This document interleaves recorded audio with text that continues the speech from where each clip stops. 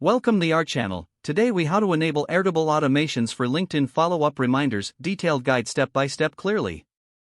First, log into your Airtable account.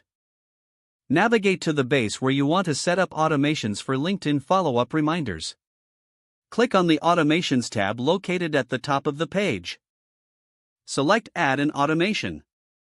Choose the trigger for your automation. For follow-up reminders, select when a record is created or when a record enters a view. Next, configure the trigger by specifying the table. After setting the trigger, click on the Add Action button. Select Send an email as your action type. In the email setup, enter the recipient's address. You can reference a field in your Airtable base for this email address. Craft your email subject and message. Customize the message with relevant information from the record, like name or follow-up date. To include dynamic content, use the curly braces to pull in data from your Airtable fields. Next, you may want to add a delay before the email is sent. Click on Add Action again and choose Pause. Set a duration for the pause, like 1 day or 1 week, depending on your needs. Return to the action list and ensure everything is set correctly. When satisfied, toggle on the automation switch at the top. Airtable will now run this automation according to your specified trigger.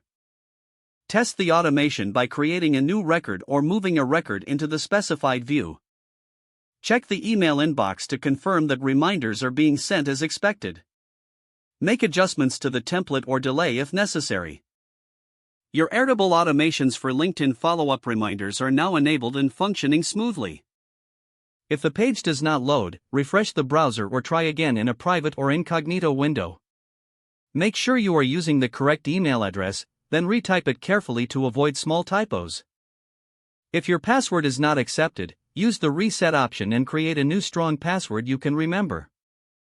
Check your spam folder for verification or security emails, then complete any requested confirmation steps.